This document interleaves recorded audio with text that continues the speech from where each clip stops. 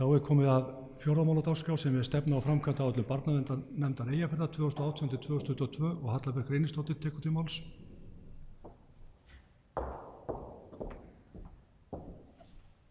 Já, forseti, ágætu bæjarfulltrúar, hér til umræðu stefna barnaverndarnefndar og framkvæmdaáætlun til 2022 og það nú í fundarboðinu til umræðu og samþykktar, en við ætlum að breyta því og hafa þetta bara hér til umræðu. Barnaverndarnefnd, Eyjafjarðar, hún samastendur á nokkru sveitarfélögum eða fulltrúum nokkra sveitarfélaga. Það Akureyrarbær, Eyjafjarðarsveit, Grýtubakkahrepps, Hörgársveitar og Svalbarðsstrandarhrepps og þau hafa núna sett niður stefnu og framkvæmdaáætlun sem auðvitað metnaðarfull og svo sem ekkert mjög skýr og skilmerkileg. Ég ætla aðeins með leyfi forseta að fara yfir markmið barnaverndarnefndar.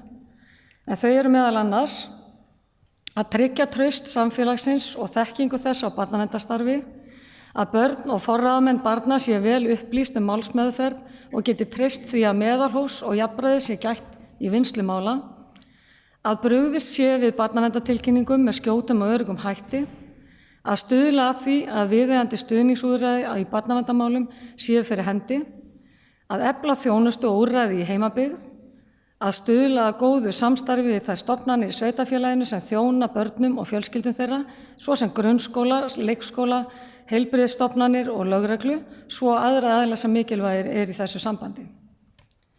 Síðan í þessari stefnu farið yfir hvaða leiðir eru notaðar til þess að ná þessum markmiðum og svo fylgir stefninu hér framkvæmdaáætlun og hún sett niður á hvert ár þar sem að mörg metnaðarfull verkefni eru sett fram og hvenær þeim skuli vera lokið og algjörlega til fyrirmyndar eins og við höfum talað fyrir hér áður að setja stefnur með framkvæmdaáætlunum og tímasettu plani. Hér verið að viðra stofna að koma á fót til dæmis með leyfi forseta fjölskylduheimili. Það fjölnota vistheimilis fyrir börn og það myndi vera næsta verkefni að gera þá raunhæfa kostnaðaráætlun. Hugmyndin að slíkri starfsemi hefur verið kynnt fyrir velferðarráði og bæjarráði þar sem að held ég að allir ráðsmenn hafi bara hugnast þetta vel og þetta úrræði komi sannarlega til með að auka gæði þjónustunnar. Hins vegar það auðvitað svo að hér á eftir að greina og kostnaðin við slíkt og hverjir kæmu að stofnun slíks heimilis, hvort að það væru öll sveitarfélögin, stærra svæði jafnvel, sveitarfélög á stærra svæði og með eða ekki samstarfið við ríkið. Og þetta allt saman til athugunar, bæði í starfsáætlun velferðarráðs veit ég, inni hjá bæjarráði í fjárhagsáætlun núna vinnu sem í gangi hjá okkur bæjarstjórninni. En í stefnunni segir meðal annars framkvæmdaáætluninni hjá barnaverndarnefnd að áður, með leyfi forseta aftur, áður en skipunartíma núverandi nefnda líkul skal eftirfarandi verkefnum vera lokið. Það tiltekið fjölskylduheimili verði orðið að veruleika og að hafa verið vinna að eflingu samstarf á milli fjölskyldusviðs og fræðslusviðs með það að markmiði að grípa nægilega snemma inn í mál barna áður en vandinn orðinn alvarlegur. Eins og ég segi, fyrir mína parta þá finnst mér þetta, maður getur tekið undir hvert orð og þetta eitthvað sem mjög æskilegt að við kæmum á fót og gætum farið eftir þessari áætlun. Nú þarf bara, og það verkefni barnaverndarnefndar og velferðarráðs og síðan þá okkur í bæjarstjórn, að greina kostnaðinn við þessa framkvæmdaáætlun og koma henni þá fyrir innan fjárhagsáætlun hvers árs á þessu tímabili. Meira ætla ég nú ekki að hafa en hlakka til umræðina stefnuna. Bæjarfulltrúi Halla Björk hefur lokið máli sínu, orðið laust.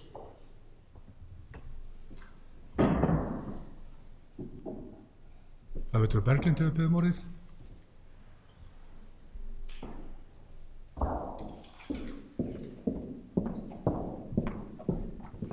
Já, forseti og ágætu bæjarfulltrúar. Í fyrsta lagi eins og maður les úr þessu þá myndi ég telja að við þurfum að efla forvarnir 1, 2 og 3. Það mjög hörð neysla núna í gangi og þau telja það svolítið áhyggjuefni hvað lítið talað saman á milli sviða og stofnana og lögreglu. Það þurfum svolítið að efla forvarnarhliðina þar. Þá mikil mannekla sem eins og kemur fram bara í þessari stefnu og áætlun og mál sem ættu að fara í könnun en verkefnum hjá barnaverndarnefnd forgangsröðað og því sum mál ekki könnuð. Og það bara mjög alvarlegt að þá erum við ekki að ná að sinna því sem við gætum með snemmtækri íhlutun eða bara með því að bregðast við tilkynningum. En að því það forgangsröðun þá náttúrulega missum við kannski tökin. Svo tel ég að mjög brýnt að við keyrum áfram að hér verið opnað útibú barnahús því að það getur haft slæm áhrif á andlega heilsu brotaþola að þurfa að ferðast alla leiðina suður, sérstaklega svona við skýrslutökur í erfiðum málum. Þannig að ég vildi bara koma þessu framfæri. Takk. Bæjarfulltrúi Berglind Ósk Guðmundsdóttir hefur lokið máli sínu. Næstu til máls Eva Hrund Einarsdóttir bæjarfulltrúi.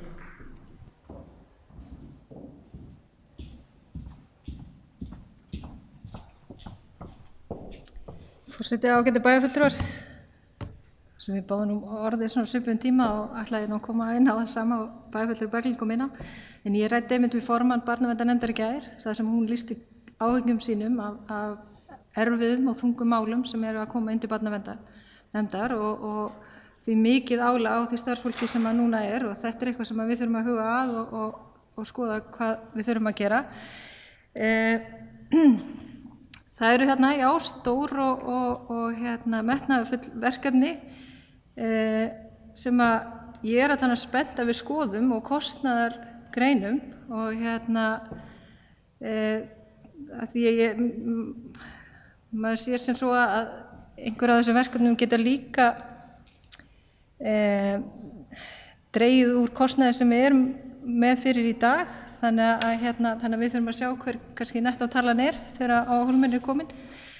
En mér langaði að segja frá því að ég fór hér fyrir þennan fund á viðburð upp á Amtbókasafni rétt áðan sem var réttindaspjall á alþjóðlegum degi barna og þar meðal annars voru 3 ungir flottir piltar með afar góð og áhugaverð erindi. Þeir heita Páll Rúnar og Ómar Kadab og Ari Orrason og fyrir mig sem bæjarfulltrúa var rosa gagnlegt að hlusta á þessi erindi því að þarna heyrði maður upplifun þeirra á samfélagi sem þeir lifa í á hverjum degi. Og ég verð að viðurkenna það að bæði reynda fyrir þennan fund og eftir að hafa hlusta á þá hef ég gríðarlega miklar áhyggjur af aukningu á neyslu eiturlyfja hér í bænum.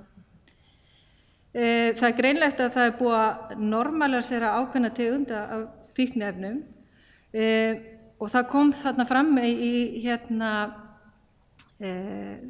hjá þeim að þeim finnst forvarnir og fræðsla mjög lítil og það sem og þeim fannst það sérstaklega lítil innan skólana. Þannig að þetta eitthvað sem við þurfum að skoða því að nú höfum við verið að bæta í forvarnir, við bættum með 1,5 stöðugildi hérna á síðasta ári. Þannig að við þurfum þá að skoða, erum við að gera rétt, þetta að skila sér á rétta staði. Þannig að en þeir töldu allan að þeirra skoðun væri svo að forvarnir væru besta lausnin. Þannig að það var mjög áhugavert að heyra í þeim og ég nú sagt að áður að ég hef líka haft áhyggjur af því að lögreglan hefur verið undirmannuð og hefur kannski ekki getað sinnt þessum málaflokki eins og þyrfti. Með nýjum fjárlögum nú eitthvað að bætast í fjármagn á þessu svæði sem vel, en ég held að þurfi meira til og þegar ég ræddi við lögreglustjóra hér í vor að þá talaði hún mikið fyrir því að það væri þörf á því að fá aftur forvarna fulltrúa innan lögreglunar. Sú staða hefði verið gríðarlega mikilvæg og góð tenging lögreglunar við ungmenni og þessa tengingu upplifa þau að þau hafi svolítið mist. Eins og bæjarfulltrúi Berglind kom inn á, ég held að það vanti meira samtal milli bæði stofnana innan bæjarins og líka við lögregluna. Lögreglun hefur sagt það sjálf að hún vilji meira samtal og þannig að við þurfum að horfa til þess. En ég held að kannski aðalverkefni núna hjá okkur varðandi barnaverndarnefnd að skoða þetta gríðarlega mikla álag og það ekki gott ef að börn sem að þurfa að fara inn í ferli hjá okkur ekki að komast þangað, þannig að og málin séu orðin svona þung og erfið. Þannig að ég segi bara hér sem bæjarfulltrúi að ég hef áhyggjur af stöðunni í dag. Bæjarfulltrúi Eva Hrundi ef ekki málsinn, næstu viku til máls Dagbjört Pálsdóttir bæjarfulltrúi.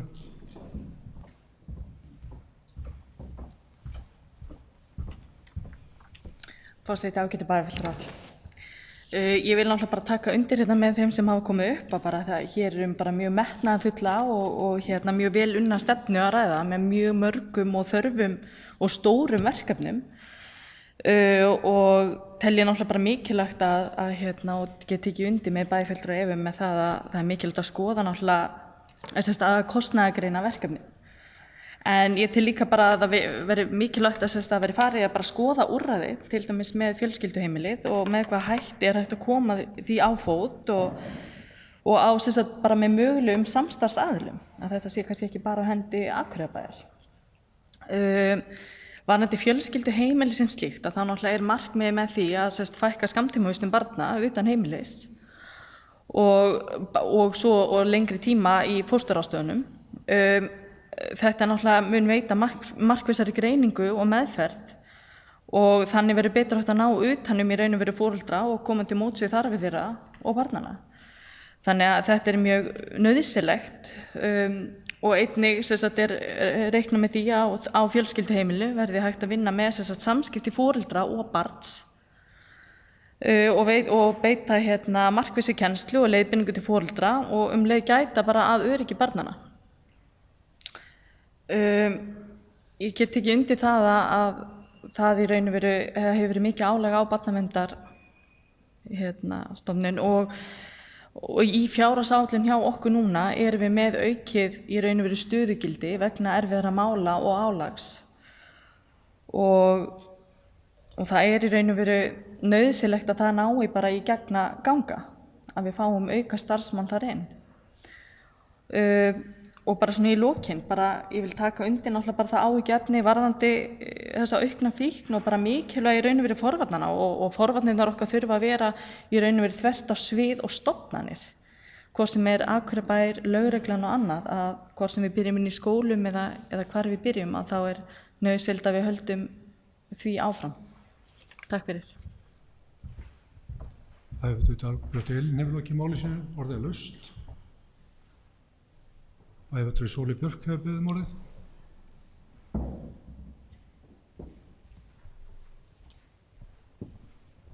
Forseti, ágæti bæjarfulltrúar, ég bara lýsa yfir áhuga mínum á þessu máli með fjölskylduheimilið og bara hvet meirihlutann til að skoða þá fjárfestingu með jákvæðu hugarfari. En mér langaði nú aðalega til þess að koma inn á þessar áhyggjur af fíkniefnaneyslu ungs fólks sem ég tek fullkomlega undir og held að við ræðum svo sem kannski ekki endilega lausnir á því máli akkurat en við vil bara minna á að þar erum við þetta með risastórt batteri sem frístunda batterið okkar sem við þurfum bara að hugsa hvort að við erum að verja fjármunum eins vel og áverðu kosið til þess að ná árangri þarna á þessu sviði sem ég held að sé bara gríðarlega mikilvægt að sé forgangsatriði hjá okkur. Auðvitað getum við líka hugsað skólakerfi, ég meina þetta þessi veruleiki sem þessi krakkar búa í sem að við höldum utanum, það skólakerfi og svo það frístundakerfið. Þannig ég vil bara að og kannski væri gott að við tækjum þessa umræðu eða allavega þá í frístundaráði sé hún bara tekin mjög alvarlega þessi umræðu hvort að það sem við erum að gera og með allt það fé sem við erum að setja þessi málaflokka sé það sem að að gagnast þeim best sem að þurfa mest á því að halda. Bæjarfulltrúi Sóley Björk hefur lokið máli sínu, orðið er laust. Bæjarfulltrúi Halla Björk hefur beðið um orðið. Já, forseti, ágætu bæjarfulltrúar. Ég ætla nú bara að taka undir með hérna þeir sem hafa komið á undan mér eða á eftir mér.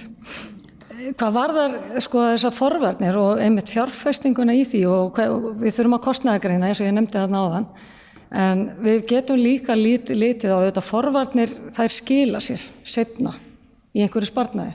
Þannig að við þurfum mögulega að horfa aðeins til lengri tíma í senn, þú veist, ef við sérstaklega erum að fara að breyta eða bæta eða einhvern veginn breyta þeim úrræði sem við höfum og samstilla það sem við erum þó að veita. Við erum í gegnum Rósenborg, þar er hérna okkar svona forvarnar teymi.